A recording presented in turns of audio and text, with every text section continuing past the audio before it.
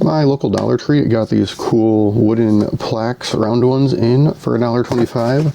I designed this to put on it. And all of our local Dollar Trees have their permanent vinyl rolls, 2 for $1 right now. I don't know why they're getting rid of them, but they're 2 for $1. I know they're not the best, but they definitely are worth 50 cents.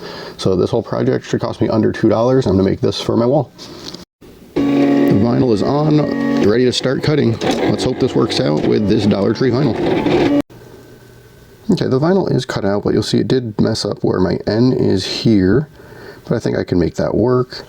And up here, for some reason, one of my L's got out of line and went all the way up there for the cut.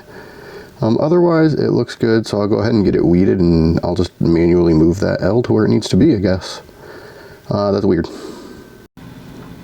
Okay, I have it all weeded. You can see right here there's a little tear from when I pulled it off of the cutting mat, but I think I'll be able to make this work still. I have my transfer tape here, so I'm gonna go ahead and get this applied, and then we will go from there. So this looks really nice, but I did measure wrong and the last word doesn't fit. So I'm going to get everything here stuck on. I'm going to hook the N on, and then going to move each letter in slightly and put them on one at a time just to make sure it looks good.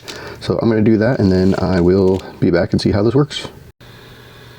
Okay, the vinyl has finally been applied. I ended up going with diagonal following the contour of the die, just because it still didn't fit, even butted right up against each other because I didn't measure properly. That's on me. But there it is.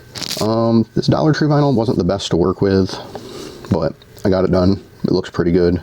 It's just for myself, so I'm okay that it's not perfect. I am going to try something I read where you can actually apply heat and it'll completely change how it looks. So I will be trying that too. So stay tuned for that.